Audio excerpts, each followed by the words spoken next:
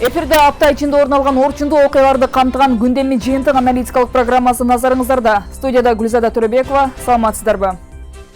Өткөн жылдын сентябрынан тарта мектептерде диндердин өнүгүү тарыхы сабагы окуу планына киргизилгени маалым. Бул жумада президент Садыр Жапаров Бишкек шаарындагы номер 77 орто билим берүү мектебине пландан тышкары барып, бул предмет кандай окутулуп жатканын текшерди.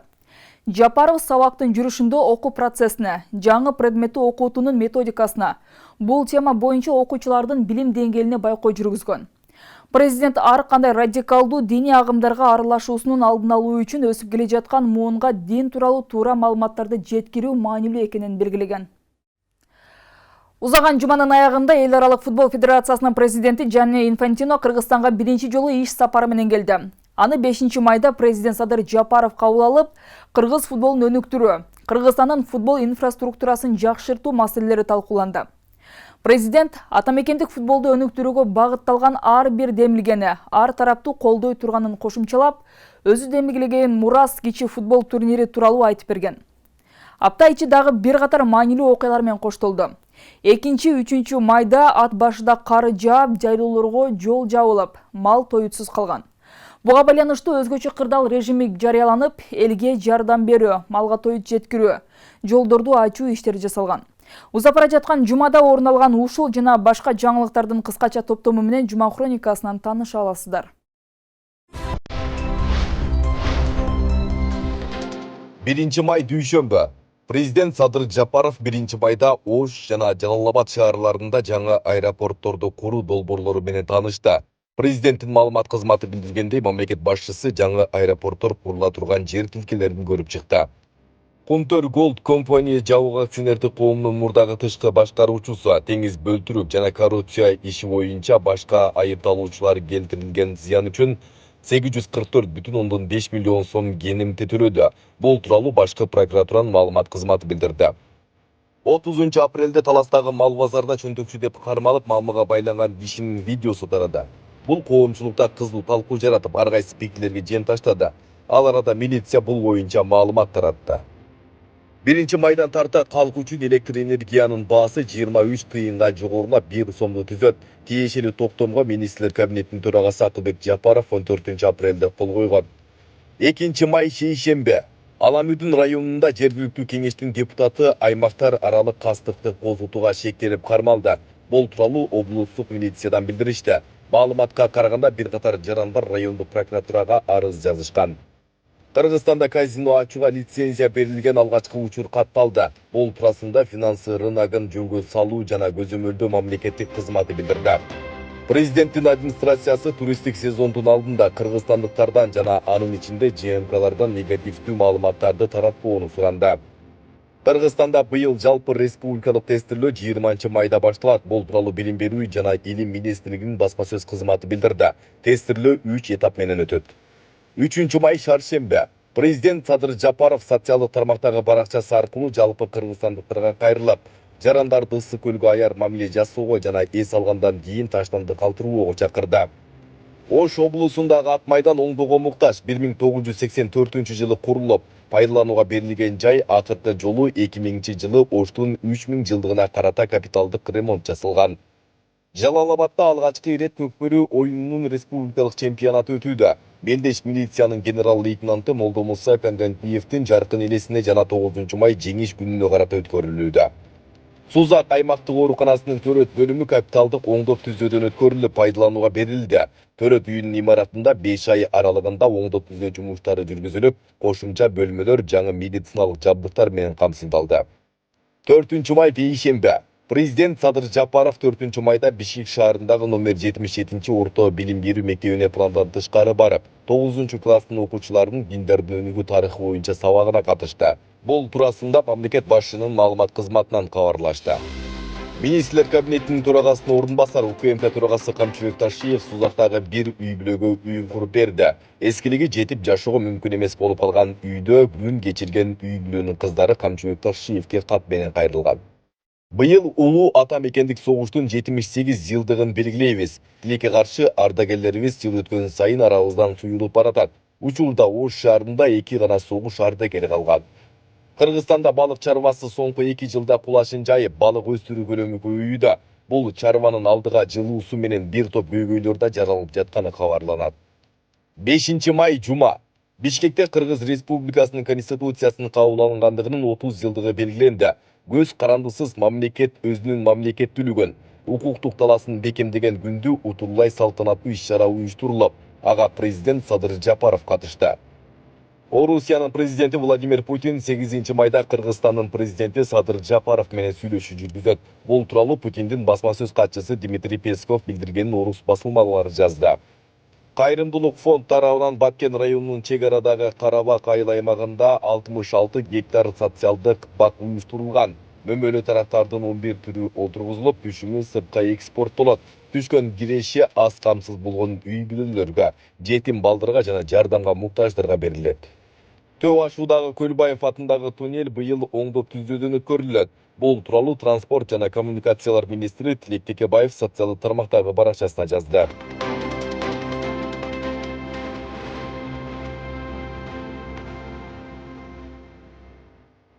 Жума соңунда Кыргыз Республикасынын Конституциясын кабыл алынгандыгынын 30 жылдыгы белгиленди. Көз карандысыз өлкө өзүнүн мамлекеттүүлүгүн, укуктук таласын бекемдеген күндү утурлай салтанаттуу иш-чара уюштурулуп, ага президент Садыр Жапаров катышты.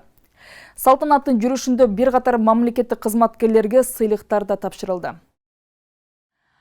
Мамлекеттин туруктуулугун, демократиясын, укуктук таласын түптөй алган эл учурда эгемен өлкөдө жашап келет. Белгилей кетсек, Кыргызстандын Конституциясы 1993 жылы 5 майда кабыл алынган. Андан берки аралыкта бир нече жолу өзгөртүүгө дуушар болду. Учурда Кыргызстан президенттик башкарууну тандап алган. 3 мартта Кыргыз ССРнин жаңы конституциясы кабыл алынган. Бул аптада мамлекет көз карандысыз Кыргыз Республикасынын Конституциясынын 30 жылдыгын белгиледи. Конституция өлкөнүн туруктуулугунун өзөгү болуп, адам өмүрү, укуктары жана эркиндиги мамлекеттин баалуулугу деп белгиленет. Бул күндү утурлай мамлекет башчы Садыр Жапаровдун катышуусунда салтанаттуу иш-чара өтүп, майрамдык салтанат алгач конституциялык өнүгүү тарыхына арналган фильмди көрсөтүү менен башталды. Бул чечимдин аты Кыргыз Республикасынын суверендүүлүгү жөнүндө деген декларация кабылданды. Президент Садыр Жапаров кыргызстандыктарды Кыргыз Республикасынын Конституциясынын кабыл алынгандыгынын 30 жылдыгы менен куттуктады. Ал өз сөзүндө Кыргызстандын конституциялык мамлекеттин түзүлүшүнө маанилүү роль ойногон көрүнүктүү мамлекеттик ишмерлерин белгилеп, өлкөнүн конституциялык өнүгүүсүнүн тарыхый этаптарына кеңири токтолду. Элибиз кылымдар бою көксөп келген, эгемендүүлүктүн түп мүдөөсүн туюнткан, Кыргызстандын саясий, укуктук жана экономикалык системасын аныктап турган баш мыйзамыбыздын 30 жылдык мааракеси менен куттуктоого уруксат этиңиздер. Кыргызстан автономиялуу облус статусуна ээ болуп, ошол учурдагы саясий жетекчиликтин көз карашында республикага айлануунун бардык белгилери болгон. Ошондуктан Кыргыз элинин өз тагдырын өзү аныктоо жана республиканы түзүү маселеси ачык бойдон калган. Абдыкерим Сыдыков, Жусуп Абдрахманов, Иманалы Айдарбеков, Абдыкадыр Орозбеков сындуу кемеңгер лидерлердин ишмердигинин натыйжасында гана 1926 жылдын башында РСФСРдин Борбордук аткаруу комитетинин президиуму Кыргыз автономиялуу облусун Кыргыз автономиялуу республикасына өзгөртүп берүүнү чечишкен. Конституция күнүнө карата бир катар кызматкерлерге сыйлыктар тапшырылды. Президенттин жана министрлер кабинетинин укуктук камсыздоо бөлүмүнүн башчысы Мурат Укушев 3 даражадагы Манас ордени менен, Конституциялык соттун төрагасынын орун басары Карыбек Дүшеев жана ушул эле органдын судьясы Латип Жумабаев, Кыргыз Республикасынын эмгек сиңирген юристи Ардак Наамы менен, Конституциялык соттун судьясы Мээргүл Бубукеева, Кыргыз Республикасынын Ардак грамотасы менен, Конституциялык соттун аналитика бөлүмүнүн башчысы Чыңгыз Шерғазиев жана Конституциялык соттун башкармалыгынын консультанты Максат Түлөбалиев, президенттин ыраазычылык каты менен, Конституциялык соттун башкармалыгынын кызматкери Асил Асангожоева президенттин энчүлүү сааты менен сыйланды.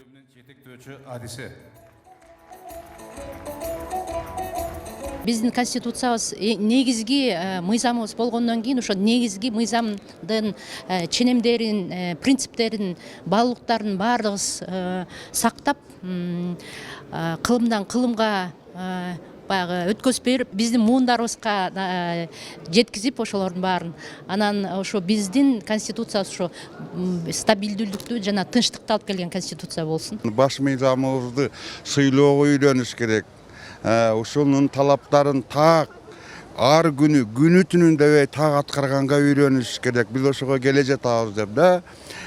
Бир топ ийгиликтер бар. Мынакей жакшынакай жетишкендиктерге жетишип атабыз. Кыргыз Республикасы көз карандысыз, эгемен, демократиялык, унитардык, укуктук, светтик жана социалдык мамлекет. Конституциялык түзүлүштүн саясий негиздерин камтыган баш мыйзамды кабыл алуу менен өлкө өзүнүн укуктук талаасын, мамлекеттүүлүгүн бекемдеген. Жаңы кабыл алынып иштеп аткан конституциябыздагы ошол 93 жылкы кабыл алган конституциянын өзөктүк негиздеринен келип чыгып отурат. Анткени негизги өзөктүк багыты ошол конституцияныкы мындан 30 жыл мурдакы кабыл алынган конституцияныкы кала берген. Ошондуктан бул майрам, бүгүнкү майрамыбыз өтө кыргыз мамлекети үчүн, кыргыз эли үчүн өзгөчө чоң майрамдардын бири. 1991 жыл эгемендикке ээ болгондон кийин 1993 жылдын 5-майында өлкөнүн жаңы конституциясы кабыл алынган. Баш мыйзам 30 жылда бир нече ирет өзгөрүүгө дуушар болду. Өлкөнүн башкы мыйзамы 1996 жылы, 1998, 2003, 2006 жылы, соңкусу 2021 жылы өзгөртүлгөн. Референдумга жалпы шайлоочулардын 36,66% катышкан, анын 79%дан ашыгы баш мыйзамдын жаңы долбоорун колдогон. Кыргызстанда президенттик башкаруу болушун каалашкан. Конституцияга президент Садыр Жапаров 2021 жылы 5-майда кол койгон. Канча өзгөртүү киргизбесин конституцияга эң негизги ушу 5-май 1993 жыл эң биринчи кабыл алган конституция болуп эсептелип келе берет. Ар дайым эң негизгиси азыркы президенттик башкаруу болуп, президент өз демилгесин алып жоопкерчиликти, бүт мамлекеттеги жоопкерчиликти баарын алып атканы бул өтө биздин элибиз үчүн дагы пайдалуу нерсе деп эсептейбиз. Себеби дегенде мурун жоопкерчиликти президенттин алуусу жок эле. Азыр эми мына аткаруу бийлигин, жалпы аткаруу бийлигинин 66-берененин негизинде конституциянын мына аткаруу бийлигинин да жетекчиси президентибиз болот. Эл президенттик башкарууну каалайбыз деген деп чечти. Ошондон кийин анан президентибиз Садыр Нуркожоевичтин жарлыгы менен атайы топ түзүлүп, конституциялык топ түзүлүп, ошол конституциялык топ 109 кишиден турган топ бүгүнкү иштеп аткан конституциябызды кабыл алды. Бул конституция мындай айтканда элдин каалоосу менен кабыл алынган конституция. Биринчи жолу эгемен болгон 30 жылдыгыбыздын ичинде эл өзү чечти кайсы конституцияда иштейт дегенди. Ошондуктан бүгүнкү иштеп аткан конституциябыз менин оюмча мындай көпкө иштей турган, анан элдин каалоосундагы конституция деп айтар элем. Бүгүн Кыргыз Республикасынын баш мыйзамынын кабыл алынгандыгынын 30 жылдыгы белгиленүүдө. Тарыхка көз чаптырсак, мындан 30 жыл мурун тагыраагы 1993 жылы ошол кездеги легендарлуу парламент дал ушул күнү 5-майда өлкөнүн баш мыйзамын кабыл алынган. Аны менен катар өлкөнүн туусу, гимни, герби, ошол эле учурда улуттук валютасы кошо бекитилген. Нурзада Сыдыкова, Кудай калуусу Муралиев, регион Бишкек. Мындан 2 жыл мурда Кыргыз-Тажик чегарасында алгачкы жолу оор аскердик техникалар катышкан окуя катталган. Тажикстан тарап тик учактарын да абага көтөрүп, кыргыз айылдарынын үстүнөн учуп өткөн. Бул каргашалуу окуяда 36 кыргызстандык набыт болуп, 170тен ашууну жараат алган. 136 үй тонолуп, өрттөлүп, бир нече социалдык объектилер жараксыз болгон. Аймактык кабарчыбыз Нуразы Жайнаков 2021 жылдын 28 апрелинен 1-майга чейинки катталган окуя тууралуу айтып берет.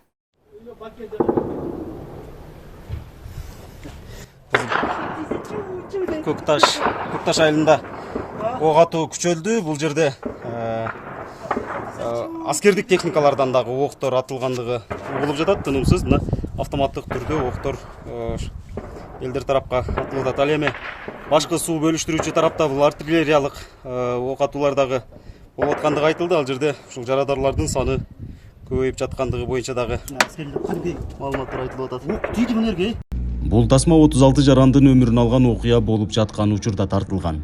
2 жыл мурда 28 апрель күнү Баткен районундагы башкы суу бөлүштүрүүчү жайда кыргыз-тажик жарандары таш атышып, анын эртеси мына ушундай аскердик техникалар менен ок атышуу башталган. Бул кагылышуу андан соң Лейлек районунун Тажикстанга жакын айылдарында да уланып, кыргызстандык 36 жаран набыт болгон.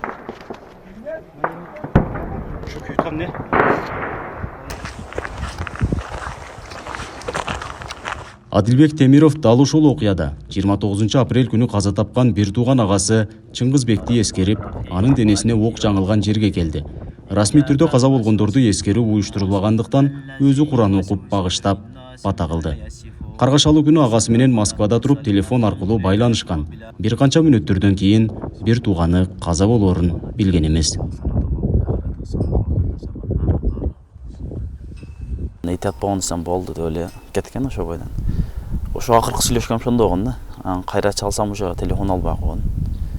Кайра чалынбаган эмес. Уже ошо күнү саат 2-3-төрдө уже биякта жүргөндө балдар айтып атты, баягы орозон күнү болгон го. Баягы кыйкырып пешим болду, ким окуйт, келе намаз окулайык деп айтып аткан эле дейт. Аны ошондон кийин уже жок да. Укпай калган, ошо снаряд чачырап тийгенде ошо жерде калып, кан жетпей калды, эмне болду эми түшүнүксүз. Бул күнү Кыргызстан тараптан каза болгон 36 жарандын арасында 12 жаштагы кыз да болгон. Куралдуу күчтөрү 3 жоокеринен айрылган. Мекендин бүтүндүгү үчүн кайдыгер болбой, жанын берген жарандардын эрдигин татыктуу эскерүү керектиги айтылды. Келечек муунга даңазалап патриоттуулук үлгүсүн көрсөткөндөрдүн тиешелүү наамдары берилиши керек эле дешет. Булардын эрдиктерин даңазалоо азыркы жаштардын баягы жүрөгүнө бул эрдиктерди сиңирүү, анан ошол аркылуу патриоттук сезимди, мекенчилдикти берүү бул абдан маанилүү болчу. Бул иш-чаралар мен ойлойм мындан ары жүрөт. Эң негизгиси булардын ошол эрдиктерин бизге элге коомчулукка жеткирип даңазалашыбыз керек. Булар бекерден эле өлүп калбаш керек. 36 адам бүгүн бар, эртең жок, аларды эстен чыгарып коюу бул биздин кечирилгис күнөөбүз болот. Чек арада адам өмүрүн алган окуя тажик тараптын кол салуусу менен 1 жылдан кийин да катталды. Каза болгондордун саны 5 эсеге жетти. Мунун себеби эле эки өлкөнүн ортосундагы такталбаган чек ара. Кайра кайталанбоосу үчүн талаштуу болуп келе жаткан аймактарды макулдашып, чек араны чечүү. Кыргызстан тарап бул багытта өзүнүн кызыктарлыгын билдиргени менен айтарлык жылыш болбой келет. Согуштан, чек ара тартыштыгынан эч ким пайда таппайт менимче. Тажик тараптагы, кыргыз тараптын бебечаралары карапайым эл кыйнала берет да. Муну эми тажик тараптын ою кандай экенин билбейбиз. Ичиде кандай котур ташы барбы, котур ташы жокпу. Качан чек ара чечилип, анан биз чек арадагылар дагы эле кооптонуп жашайт да. Чечиш керек, башка жолу жок. Эч ким пайда таппайт деп ойлойм мен.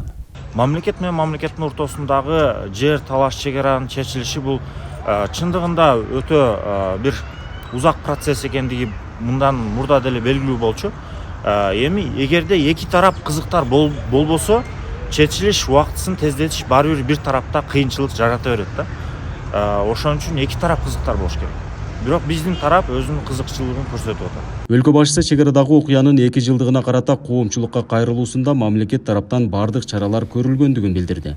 Каза болгондорго даректүү жардамдар берилип, жабырлануучулардын келтирилген зыяны толукталып берилди. Куралдуу күчтөргө олуттуу көңүл бурула баштады. Каргашалуу окуяда эл жери үчүн курман болгондордун үй бүлөлөрүнө жабыр тарткан жарандарга мамлекет тарабынан компенсациялар төлөнүп берилди.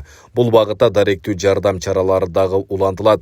Ардактуу агайын туугандар, биринчи жолку кагылышуудан кийин мамлекетибиз чыйыр алып, чек ара коопсуздугун бекемдөө максатында кечиктирилгес чараларды кабыл алганын билесиздер.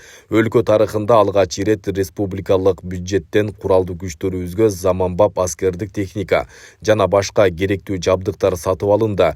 2021 жылдын 28 апрелинен 1 майга чейинки аралыкта чек арага жакын жайгашкан айылдардагы 136 турак жай күлгө айланган. Мындан сырткары 15 социалдык объект, 27 май куюучу бекет, 34 соода түйүндөрү, 5 ашкана жана 3 тойгана талкаланган. Биринчи кезекте өрттөлгөн турак жайлар кайра курулуп, социалдык объектилер калыбына келтирилген. Нургазы Жайнаков, Регион телеканалы, Баткен облусу. 1941-1945 жылдар аралыгы эң оор, эң кайгылуу, орду толгус жоготууга алып келген учур. Бул согушта Совет эли 27 миллион адамдан ажыраган. 9 май жеңиш күнү деп жарыяланган. Улуу ата мекендик согуштагы жеңиштин 78 жылдыгын белгилөө алдында турабыз. Ал үчүн бир нече иш-чаралар да бекитилген. 20 кылымдагы трагедиялуу тарыхый окуя деп аталган согушка 365 миң кыргызстандык катышкан. Алардын 115 миңи фронттон кайтпай калган. Тилекке каршы ардагерлерибиз жыл өткөн сайын арабыздан суюлуп бара жатат. Учурда Ош шаарында 2 гана согуштун ардагери калды. Алардын бири ардагер Касымбай Жолдошев абалынан Кеспешим Асель Сыдыкова кабар алып келди.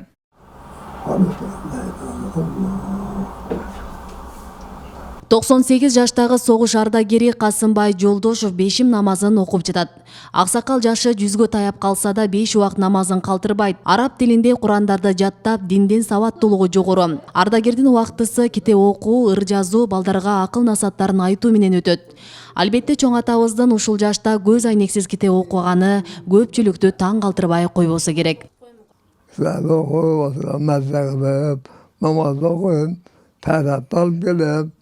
Zarıklarında ağrı kış Allah verip tüzgelemin özümüzün etti atam cizgöz yakında sorarım.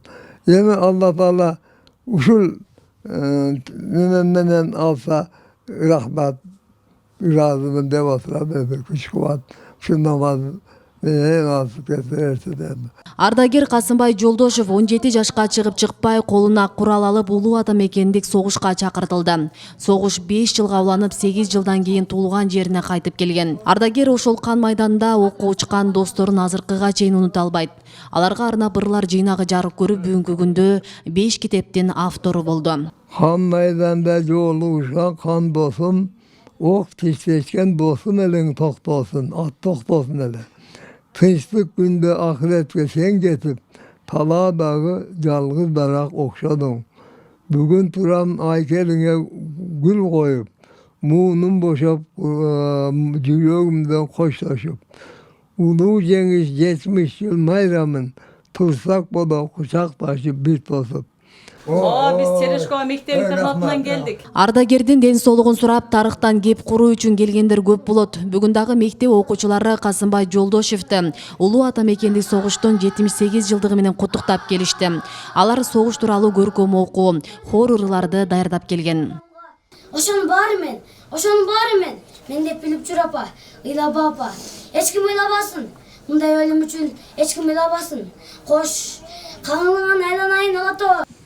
Trende çok kadar kat çıkarmışında o şehirden kalıp gittik o. Uşu zamanında silerge atkılıyordum. Uşu zamanımız silerge kut güzüllerin ayında yeter burada. Zamanlar yakşı. Şimdi bir yaşamak işte.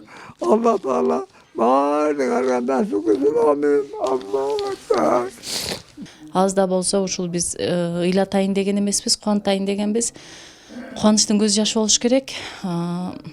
Көрсөтүп бердик. Окуучуларды патриоттуулукка үндөп, кичинесинен бизде балдар жат окугандыктан ага биз өзүбүз кичинесинен намыстуу, эр азамат кылып, ушул мекенди көздүн карегиндей сактоого тарбиялап, чоңойтойлу деген максатта келип отурабыз.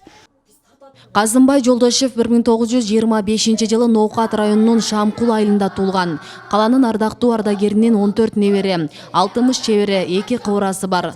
Белгилей кетсек, Ош шаарында улуу ата мекендик согуштун 2, Ош облусунда 4 гана ардагери калды. Allah Teala omurlarını versin, omurlu olurlar. Mekendi silerge buna soğuşu şimdi zamanda biz silerge alıp geldik. Быйыл улуу ата мекендик согушка 78 жыл, 1941-45 жылы Совет элинин нацисттик Германияга жана анын союздаштарына каршы ата мекенинин эркиндиги жана көз карансыздыгы үчүн адилеттүү күрөшүү жүргүзгөн. Бул согушка Кыргызстандан 365 миң жоокер кан майданга аттанган. Алардын 150 миңден ашыгы курман болгон. Ал эми 150 миңдеги аман эсен Кыргызстанга кайтып келишти. Тилекке каршы жыл өткөн сайын ардагерлерибиздин катары азайып барууда. Siz molbu же molbu? Молсуз, Асель Сыдыкова, Шахрух Эминжанов, Регион телеканалы, Ош шаары. Ушул тапта Жалал-Абадта алгачкы ирет көкбөрү оюнунун республикалык чемпионаты өтүүдө. Мелдеш милициянын генерал-лейтенанты Молдумуса Кангантиевдин жаркын элесине жана 9 май жеңиш күнүнө карата өткөрүлүүдө. Анда өлкөнүн булуң бурчунан келген 35 команда ат салышат. Мелдеш 9 майга чейин уланат. Оюндун ачылыш аземине УКМК төрагасы Камчыбек Ташиев, Молдомуса Кангантиевдин агасы Камбаралы Кангантиев, жергиликтүү бийлик өкүлдөрү жана Көкбөрү оюнунун сүйүүчүлөрү катышты. Кененирээк кийинки материалда сөз болот.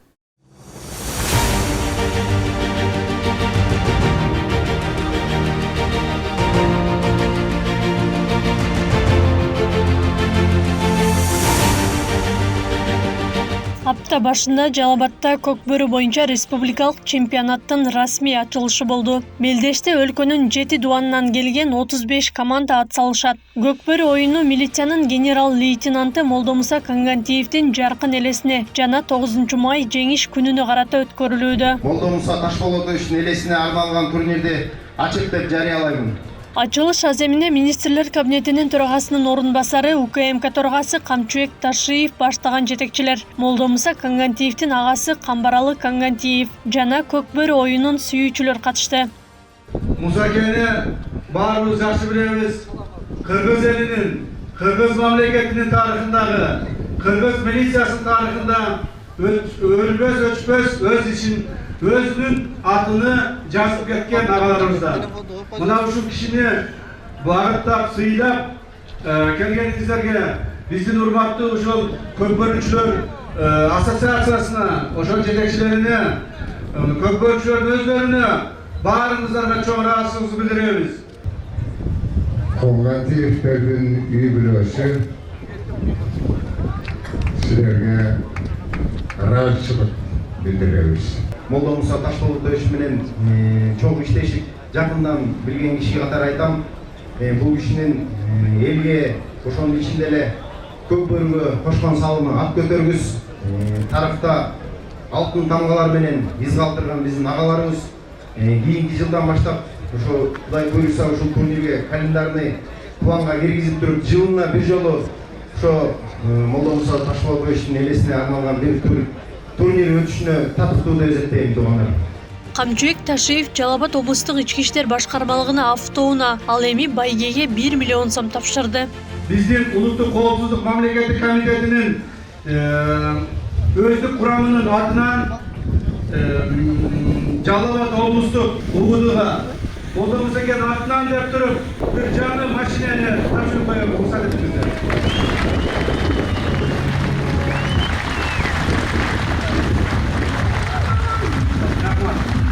Силердин бүгүнкү өткөрүп жаткан чоң оюнга улуттук коопсуздук мамлекеттик комитетинин личный составынын өзүнөн 1 миллион сом фондуңарга бүгүн бердик силерге. Ишиңер ийгилик болсун, тез жолдо болула, ар дайым Кыргыздын туусун көтөрүп, башка элдер, башка журттар силерди көрүп туруп, Кыргызга жерин эмес, элин эмес, Кыргызга көз артуудан коркуп туруш керек. Рахмат силерге жигиттер. Мелдеш 2 майда башталган, эми 9 майга чейин уланат. Көкбөрү оюну эрежеге ылайык 20 мүнөттөн 3 тайм болот. Расмий ачылыштан кийин жогорку лигадагы достук жаштык командалар беттешти. Оюн кызуу жүрүп, күйөрмандардын сүрөөндөрү менен уланды. Oyun oktavatkан 7. қатар саны Руслан Султанчик. Брабус менен басып алып, оң тақымға басып алып ойын отыр. Жыралы Чықпаева. Эми Султан эңгейде достук команданын жекеме-жеке Көкбөрү жүзү көтөрдү. Басты шикады. Эми ушу оюнчулардагы 5-5-тагы ойыны көп. Бул Кыргыз элинин эле улуттук оюн экен, дүйнөгө таанылып барган сайын командалар көбөйүп атат. Бизде эми Жалалатта биринчи болуп атат. Мен ушу Сузактан ушул жерден ушу биздин балдар да ойнойт эле, жаштыкка балет этебиз деп келип турабыз иншалла. Молдомуса Кангантиев 1958 жылы 31 мартта Жалабат облусунун Майлы Суу шаарында туулган. 1989 жылы Кыргыз улуттук университетинин юридикалык факультетин укук таануу адистиги боюнча аяктаган. Жалабат милициясында ар кайсы кызматтарды аркалап жүрүп, 2005 жылы Жоогазын революциясынан кийин Бишкек милициясынын жетекчиси болуп тайындалган. Бул кызматта 3 жыл отуруп, 2008 жылдан 2010 жылга чейин ички иштер министри болгон. Генерал-лейтенант Молдомуса Кангантиев өткөн жылы февраль айында өзүнүн айылында көз жумган. Анын сөөгү Бишкек шаарындагы Аларча көрүстөнүндө жерге берилген. Акылай Карабаева, Аскар Маматисаков, Замирбек Тойчубаев, Регион. Программаны жыйынтыктайбыз. Жума ичинде орун алган негизги жаңылыктар Регион телеканалынын социалдык тармактардагы баракчаларына да жайгаштырылды. Күндөмө жыйынтыктын акыркы кабарлары мына ушуларды түздү. Кайрадан бир аптадан соң көрүшкөнчө аман туруңуздар.